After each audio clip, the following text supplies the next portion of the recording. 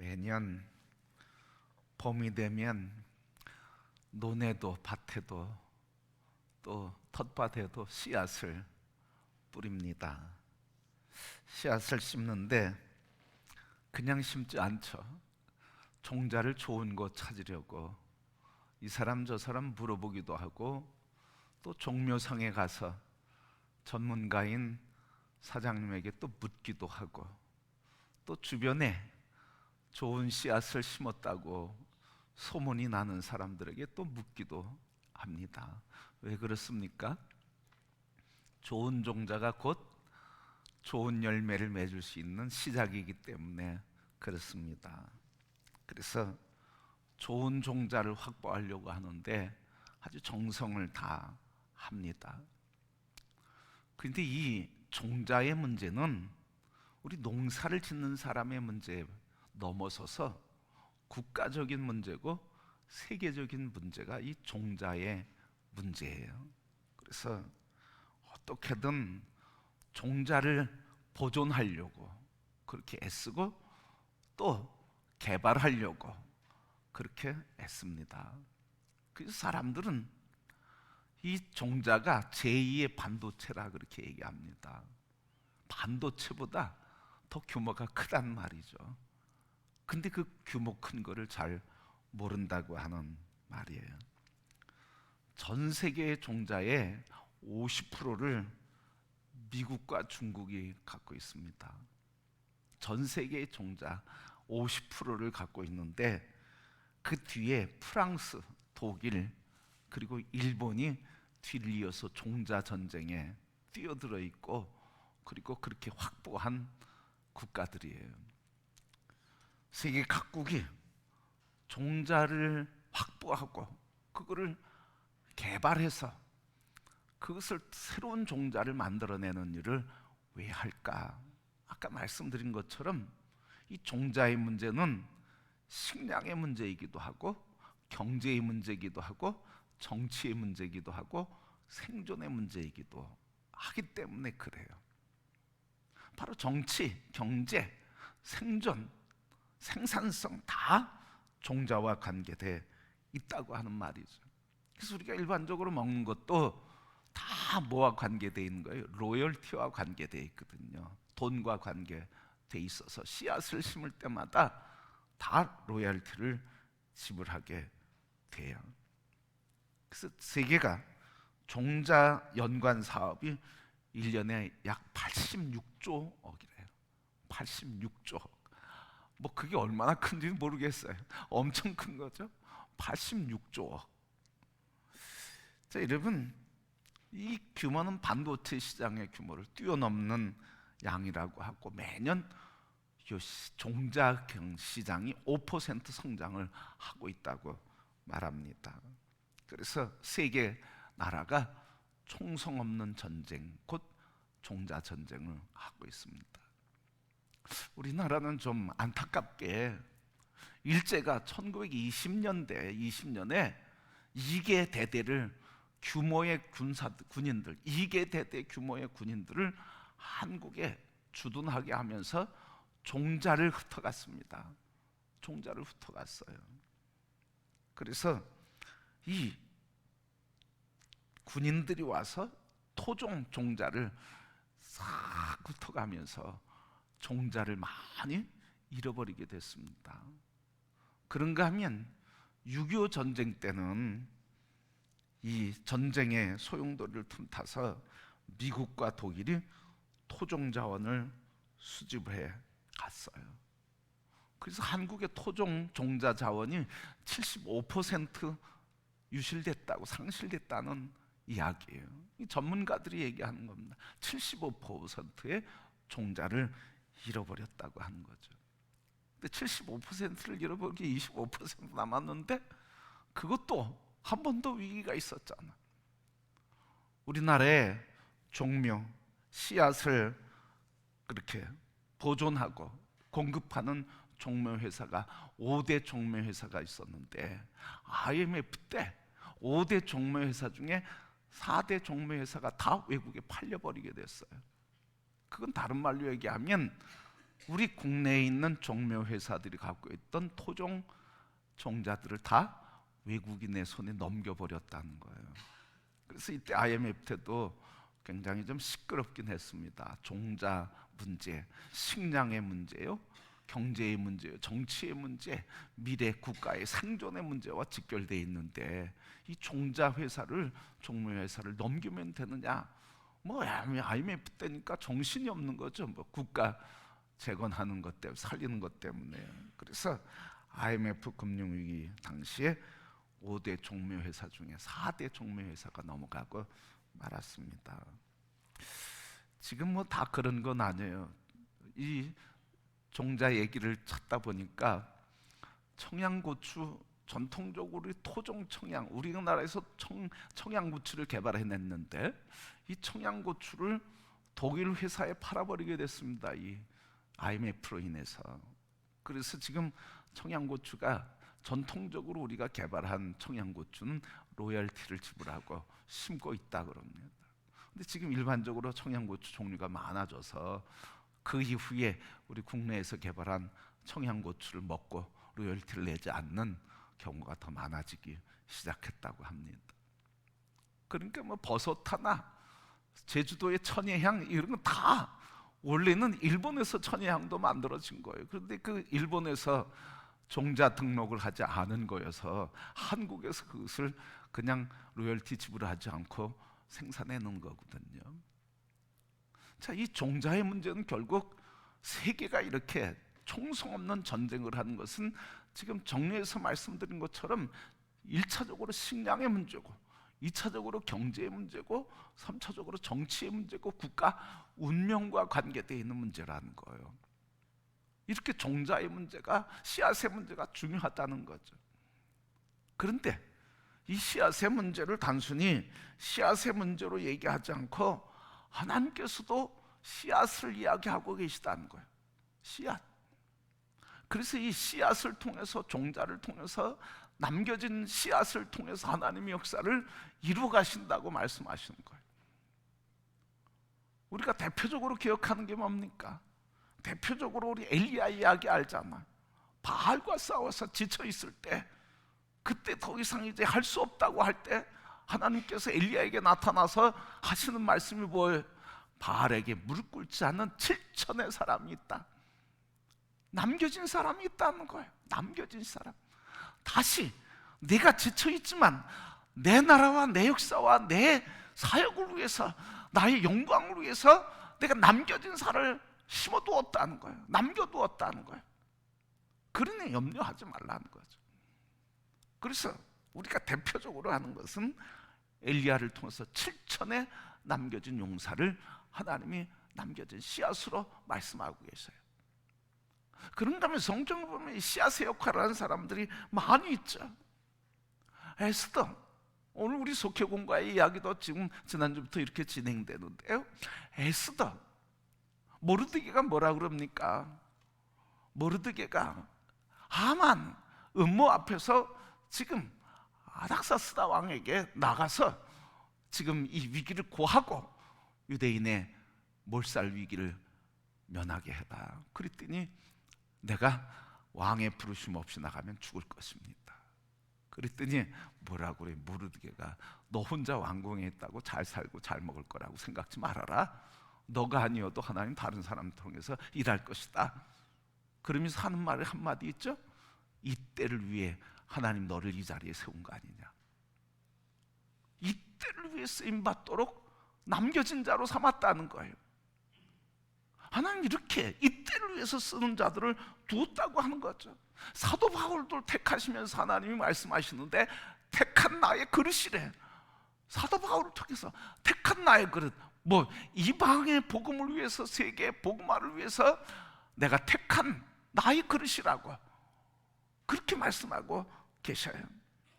여러분, 우리 한국의 선교를 위해서 많은 사람들이 피를 흘리고 생명을 들였잖아요. 양화진 묘역에는 이름이 붙어 있는데 양화진 묘역을 양화진 외국인 선교사 묘역이라고 그래요.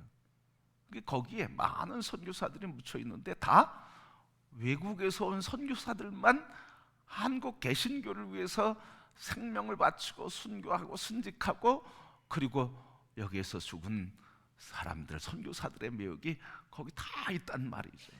다는 아니죠. 거기에 자리 잡고 있단 말이죠. 그걸 바꿔서 얘기하면 뭐예요? 그것을 바꿔서 말씀드리면 한국의 복음화를 위해 남겨진 씨앗들이었다는 거예요. 종자였다는 거예요. 그 종자로 인해서 하나님께서 우리에게 복음을 전하시고 우리의 한국의 복음화를 위해 그들의 생명을 통해서 번성하게 하고 창대하게 하셨어요. 우리 한국에 처음 남겨진 씨앗으로 복음화를 위해 순교의 씨앗을 뿌린 사람, 우리 토마스 목사.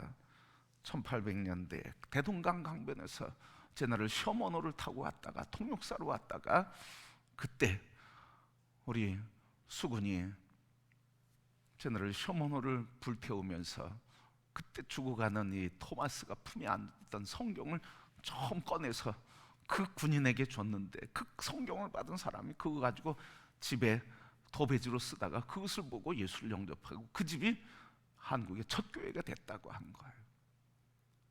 바로 이렇게 시작해서 많은 사람들이 이렇게 한국 교회에 대한 이런 심겨진 씨앗, 하나님께서 남겨진 씨앗들로 보내주셔서 그 씨앗들이 심겨짐으로 오늘 우리에게까지, 그래서 세계가 놀라고 놀랄 정도로의 급속적인 대부흥의 역사를 이룬 나라가 이 대한민국 한국교회라고 하는 거죠.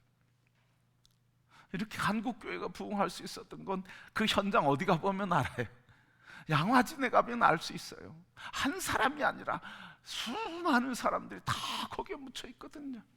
그들의 피, 그들의 순교, 순직, 생명을 이 땅에 심고 한국 사람보다 더 한국 사람 되고, 내게 목숨이 1000개가 있다고 할지라도 나는 1000개의 목숨을 다 한국에 심겠다고, 한국을 위해서 나는 죽겠다고 그렇게 고백한 남겨진 씨앗들, 이 대한민국의 복음화를 위해 생명을 드린 씨앗들이 있었기 때문이라는 말씀이에요.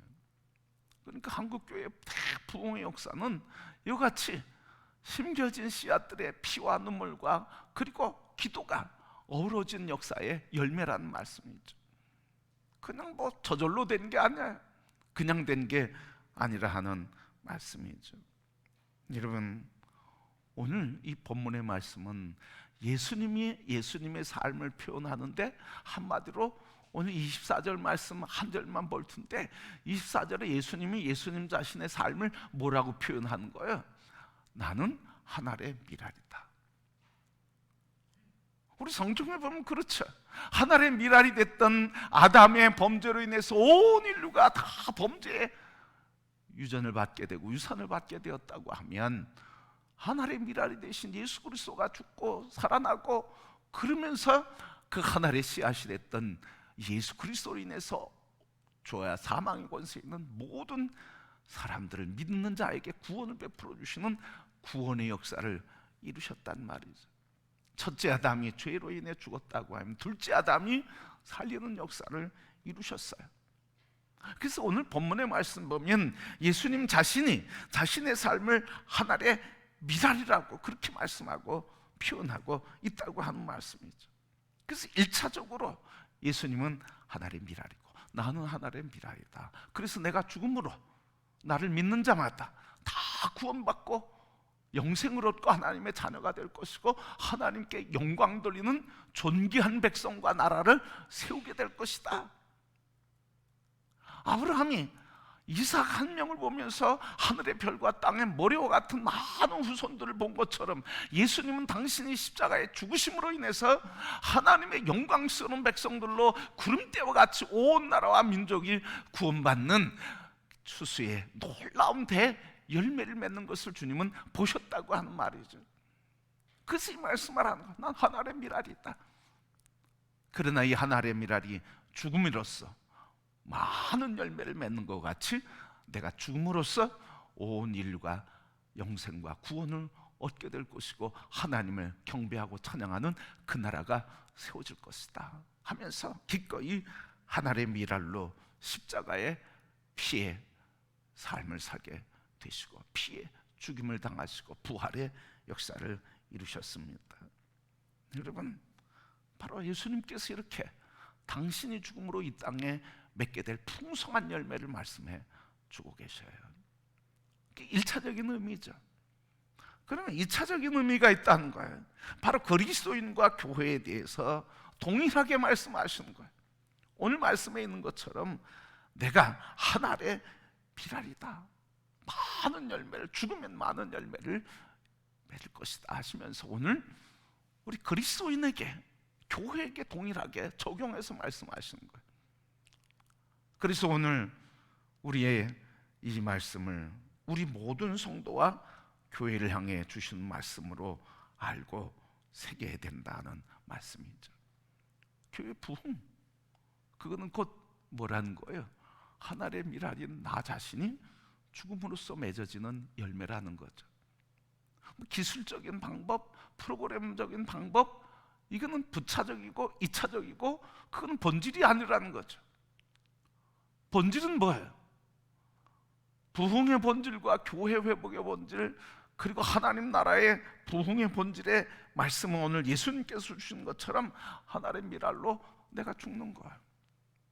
나 자신이 죽는 거죠. 바로 세계를 놀라게 하는 한국교회가 직면한 위기가 뭐예요? 지금 교회의 부흥의 역동성이 지금 꺼져가고 있다고 그렇게 얘기하고 있어요. 그래서 교회가 정체되고 성장이 쇠퇴해가고 있다고 하는 심각한 문제가 현안으로 얘기되고 많이 그렇게 얘기해요. 근데 문제는 뭐냐면 교회가 위기라고 하는 얘기를 하는데 그 위기를 진단하는데 거기에 집중하지. 우리가 예수 그리스도 안에서 하나의 미랄로 우리를 그리스도 예수의 십자가에 못 박고 십자가에서 우리가 죽자 이 얘기하는 건 약하단 말이죠. 위기는 얘기할 줄 알아. 그런데 진정한 위기는 뭐예요? 십자가에서 하나의 미랄이 되고 그래서 그분이 죽으면 많은 열매를 맺은 것 같이 우리 자신이 죽어야 되는데, 미랄이 되어야 되는데, 근데 죽는 건 하지 않고 우리가 자꾸 뭔가 교만해지고 그리고 높아지려고 그러고 무슨 권력을 가지려고 그러고 무슨 자리를 가지려고 그러고 뭐 이름을 나타내려고 그래. 한국교회 위기는 여러분 바로 우리가 죽지 않는 거여서, 목사가 죽지 않는 거, 장로가 죽지 않는 거, 성도인 우리가 죽지 않는 데서 오는 거지. 여러분, 죽어야 될 사람인 우리 자신이, 나 자신이 죽어야 되는데 죽지 않음으로써 오는 위기라 하는 말이죠. 오늘 말씀을 묵상하면서 마음이 참 무거워요. 오늘 나는 정말 죽고 있는가? 우리 교회는 죽음을 선포하며 죽음의 복음을 전하고 있는가? 나는 그래서 죽는 자가 산다고 한 것을 믿음으로 담대히 전하고 있는가? 아니면 믿으면 복 받는다고 하는 이런 말씀을 너무 많이 전하는가? 오늘 진정한 위기는 복음을 잃어버렸는데 그 복음의 본질은 예수님께서 하나의 미랄이 돼서 죽음으로써 살아나고 죽음으로써 생명을 얻고 죽음으로써 영생을 얻고 죽음으로써 능력과 권능을 얻는 이 죽음으로써 살아나는 역설적인 이 능력인데 우리는 그 능력을 지금 잃어버리고 그것보다는 이 땅에서 좀 잘 살고 높아지고 그리고 이름이 좀 알려지고 그냥 명예와 권세에 붙들려 있단 말이죠. 그러니까 진정한 위기를 우리가 모르고 그냥 위기라고 얘기하면서 그 위기는 나에게는 관계없는 것처럼 너의 문제인 것만 생각해. 그게 참 위기죠. 교회의 위기는, 한국교회의 위기는 목사의 문제다, 평신도의 문제다, 너의 문제다, 누구의 문제다. 여러분 그 얘기하면 뭐 하겠습니까? 본질은 뭐예요? 목사도 장로도 모든 교인들도 다 뭐예요? 본질은 나의 문제입니다. 나의 문제입니다. 나의 문제로 받아들여야 되는데 다 너의 문제로만 받아들이려고 하면 문제 해결의 근원이 잘못 짚어지고 있다는 거예요. 그래서 또 탓만해. 책임을 전가시켜. 누구 희생양을 만들어. 누구 때문이라고 자꾸 얘기한단 말이죠. 그래서 문제가 해결되는 게 아니라는 거예요. 그래서 복음의 능력이 회복되는 게 아니라는 거예요.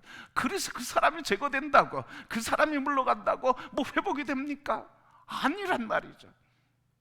물러가서 되는 게 아니고 예수 그리스도 하나의 미랄이 되는 이 본질의 회복, 내가 십자가에 죽는, 그래서 날마다 죽음을 선포하고 세속에 물들지 않고 그리스도 안에서 나를 지키려고 하는, 그래서 날마다 십자가에서 죽고 그리스도 안에서 의의 백성으로 살아나는 그거 붙들고 날마다 내가 살 때마다 그거 아픔과 고통스러움을 붙들고 애통하며 또 내가 살았다고 회개하면서 나를 십자가에 못 박는, 그래서 내가 죽는 하나의 미랄이 됨으로써 본질이 회복되고 교회가 회복되고 우리의 그리스도인의 삶이 회복될 때 그때 능력이 나타나는 거죠.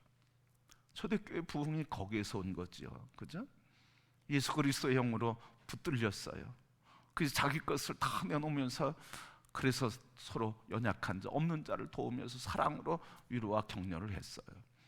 그랬더니 교회가 믿는 자들이 넘치게 됐어요. 교회로 들어오기 시작했어요. 우리는 너무 기술자들 역할을 하려고 그래요. 기술자처럼 뭘 하려고 그래요. 그리스도인은 기술자로 돼서, 기술자가 돼서, 전문 기술자가 돼서 무슨 프로그램을 하고 행사를 해서 그래서 회복되는 게 아니라는 거예요. 뭐가 회복돼야 되는 거?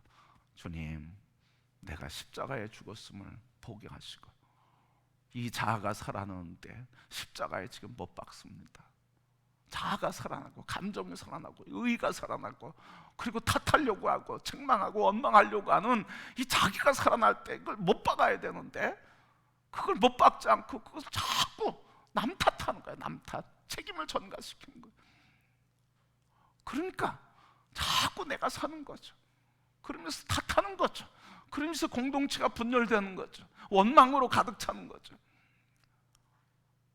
우리가 오늘 살려고 몸부림치기 때문에 교회가 쇠퇴하고 부흥의 역동성이 떨어져 가고 있다고 하는 이 사실에 목사도 우리 성도들도 함께 아파하면서, 하나님, 내가 죄인입니다.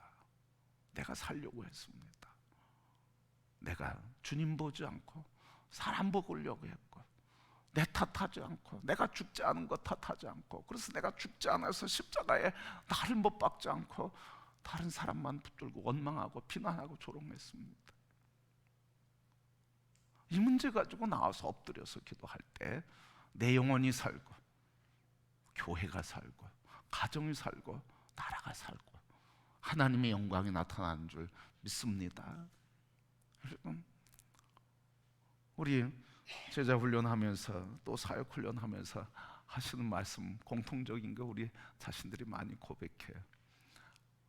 알긴 아는데, 순종해야 할 것도 아는데 순종하지 않는 것 때문에 그런 거죠. 거기에서 끝나는 거죠, 여러분.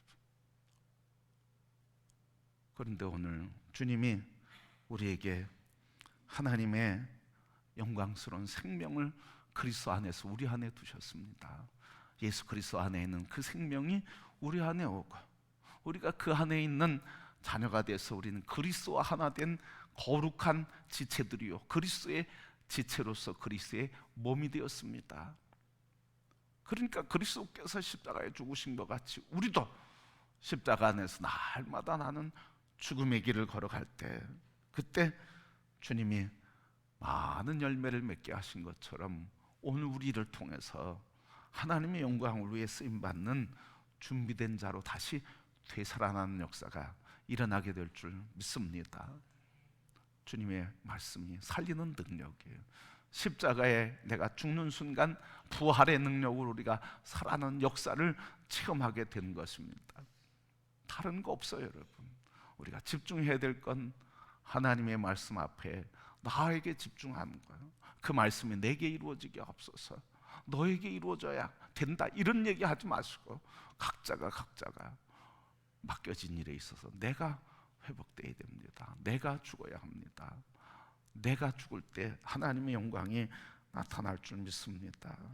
그래서 교회와 성도가 새롭게 성장할 수 있는 비결은 먼 데 있는 게 아니에요. 사실은 어려운 건 또 아니에요. 가까이 있죠. 내 안에 있어요. 내가 날마다 죽음을 죽게 될 때, 그때 교만했던 우리의 모습 보고 떠났던 사람들이 부드러워진 우리의 모습, 예수의 모습을 보면서 세상의 영혼들이 그리스도에게로 돌아오고 하나님 나라가 생생하고 생기 있게 다시 회복되어 새로운 성장의 역사를 이루어 가게 될 줄 믿습니다. 그러기에 오늘 우리 온 성도 여러분, 예수님께서 자신의 인생을 하늘의 미랄이라고 그랬는데, 그 미랄은 예수님의 생을 말하지만 그리스도 안에 있는 우리에게도 동일한 의미가, 동일한 뜻을 갖고 있다고 하는 것을 기억하고, 오늘 내 영혼이 살아나기 위해서, 그리고 우리 교회의 회복을 위해서, 그리고 한국 교회의 회복을 위해서, 그리스도인들의 삶의 회복을 위해서, 하나님 나라, 영광스러운 나라를 회복하기 위해서 다른 것 보지 말고, 다른 것 말하지 말고, 다른 사람 얘기하지 말고 나에게 집중하고, 주님, 내가 날마다 십자가에 죽습니다. 주님만 살아나게 하옵시고, 그래서 주님이 살아나는 이 죽음과 부활의 역사를 체험하게 될 때 우리의 삶은 하나님의 영광의 삶으로, 하나님께서 우리를 마음껏 쓰시며 우리 교회를 마음껏 통치하시며 주의 영광을 이루어가게 될 줄 믿습니다. 이 교회의 주권자는 성령 하나님이십니다. 사람이 주인이 아니에요. 제도가 주인이 아니에요. 목사가 주인이 아니에요. 장로가 주인이 아니에요. 이 교회의 주인은 하나님이십니다. 그 성령님, 하나님 되시고 주권자 되시는, 주인 되신 하나님께 우리가 다 내어 맡겨드릴 때 하나님이 이 교회의 주인 돼서 마음껏 일하시고 존귀하게 쓰임받으며 영광의 역사를 이루게 되고, 우리 성도들 그렇게 하나님께 다 쓰임받고 하나님께 나를 들여서 순종하는 우리들에게 하나님 기뻐서 이 땅에서 증거로 삼아 주실 줄 믿습니다. 축복의 증거, 하나님의 영광의 증거, 치료의 증거, 하나님이 각종 이 사회에서 지도자 되게 하시고, 그리고 모든 자리에서 하나님의 증거로 마음껏 쓰실 것입니다.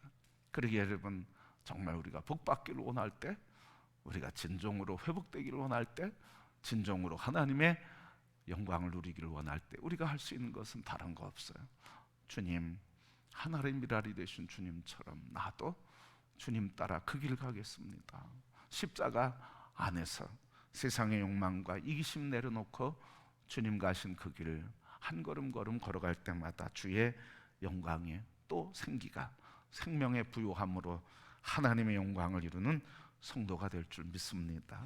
우리 다 이 역사를 위해 준비된 하나의 씨앗이라고 하는 것을 꼭 기억하시고, 우리 모두가 다 하나님의 영광을 드러내는 존귀한 영생, 존귀한 백성, 하나님의 영광이 되는 성도가 되고 우리 교회가 되기를 주님의 이름으로 축복합니다.